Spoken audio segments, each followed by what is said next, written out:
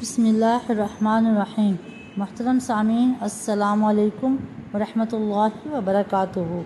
ہم لوگ مطالعہ کر رہے ہیں سیرت النبی صلی اللہ علیہ وآلہ وسلم قدم با قدم۔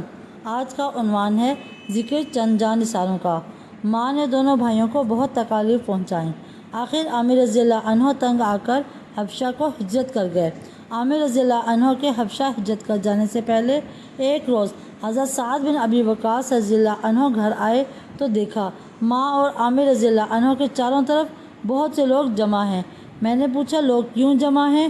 لوگوں نے بتایا یہ دیکھو تمہاری ماں نے تمہارے بھائی کو پکڑ رکھا ہے اور اللہ سے عہد کر رہی ہے کہ جب تک عامر بے دینی نہیں چھوڑے گا اس وقت تک یہ نہ تو کھجور کے سائے میں بیٹھے گی اور نہ کھانا کھائے گی اور نہ پانی پیے گی۔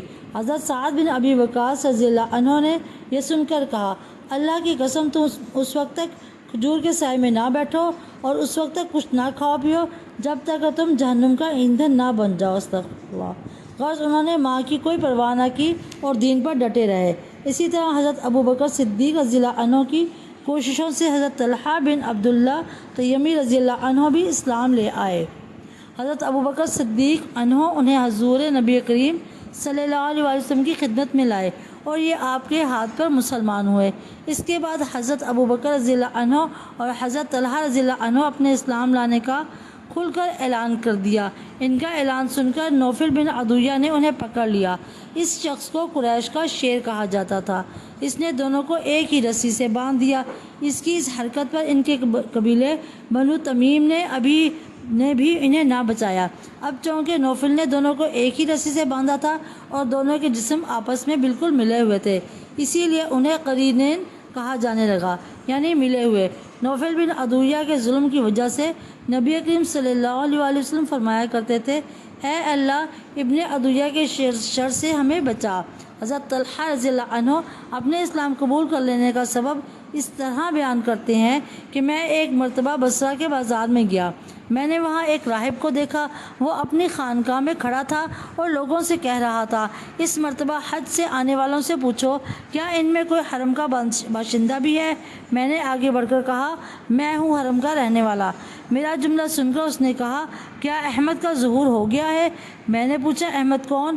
تب اس راہب نے کہا احمد بن عبداللہ بن عبد المطلب، یہ اس کا مہینہ ہے، وہ اس مہینے میں ظاہر ہوگا، وہ آخری نبی ہے، اس کے ظاہر ہونے کی جگہ حرم ہے اور اس کی ہجرت کی جگہ وہ علاقہ ہے جہاں باغات ہیں، سبزہ زار ہیں، اس لیے تم پر ضروری ہے کہ تم اس نبی کی طرف بڑھنے میں پہل حاصل کرو۔ اس راہب کی کہی ہوئی بات میرے دل میں نقش ہو گئی۔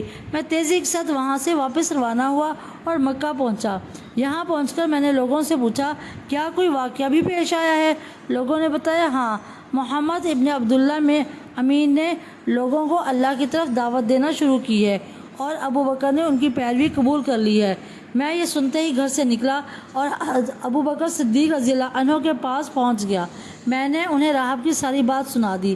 ساری بات سن کر حضرت ابوبکر صدیق رضی اللہ عنہ حضور نبی کریم صلی اللہ علیہ وآلہ وسلم کی خدمت میں گئے اور آپ کو یہ پورا واقعہ سنایا۔ آپ سن کر بہت خوش ہوئے۔ اسی وقت میں بھی مسلمان ہو گیا۔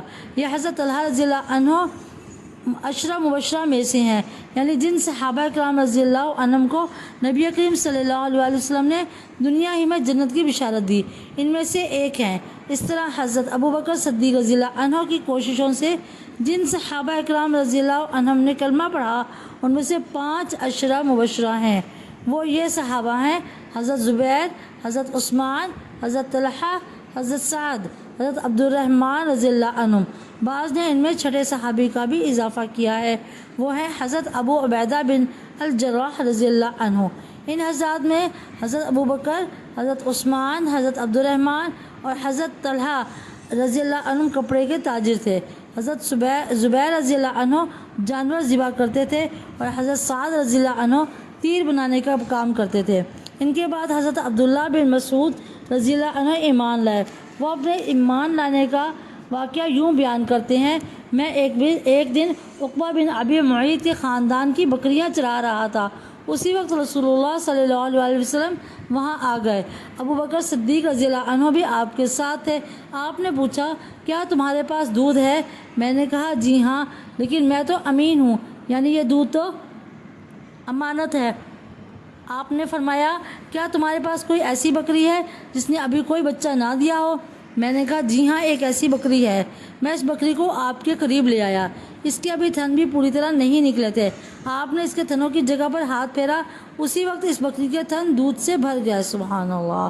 یہ واقعہ دوسری روایت میں یوں بیان ہوا ہے کہ اس بکری کے تھن سوکھ چکے تھے، آپ نے ان پر ہاتھ پھیرا تو وہ دودھ سے بھر گئے۔ حضرت عبداللہ بن مسعود رضی اللہ عنہ یہ دیکھ کر حیران رہ گئے۔ وہ آپ کو ایک صاف پتھر تک لے آئے، وہاں بیٹھ کر آپ نے بکری کا دودھ دوہا۔ آپ نے وہ دودھ ابوبکر صدیق رضی اللہ عنہ کو پلایا، پھر مجھے پلایا اور آخر میں آپ نے خود پیا۔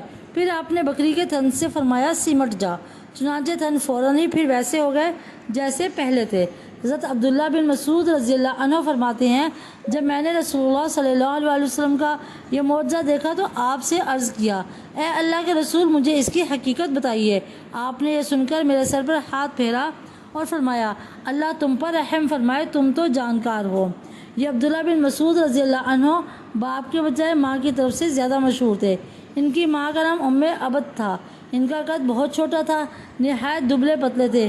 ایک مرتبہ صحابہ ان پر ہنسنے لگے تو آپ نے ارشاد فرمایا عبداللہ اپنے مرتبے کے لحاظ سے ترازو میں سب سے بھاری ہیں۔ انہی کے بارے میں نبی کریم صلی اللہ علیہ وسلم نے ارشاد فرمایا تھا اپنی امت کے لیے میں بھی اس چیز پر راضی ہو گیا ہوں جس پر ابن ام عبد یعنی عبداللہ بن مسعود راضی ہو گئے ہیں، اور جس چیز کو عبداللہ بن مسعود نے امت کے لیے ناگوار سمجھا میں نے بھی اس کو ناگوار سمجھا۔ آپ ان کی بہت عزت کرتے تھے، انہیں اپنے قریب بٹھایا کرتے تھے، ان میں سے کسی کو چھپایا نہیں کرتے تھے، اسی لیے یہ آپ کے گھر میں آتے جاتے تھے۔ یہ نبی کریم صلی اللہ علیہ وسلم کے آگے آگے یہ ساتھ ساتھ چلا کرتے تھے۔ جب آپ غسل فرماتے تو یہی پردے کے لیے چادر تان کر کھڑے ہوتے تھے، جب آپ سو جاتے تو یہی آپ کو وقت پر جگایا کرتے تھے۔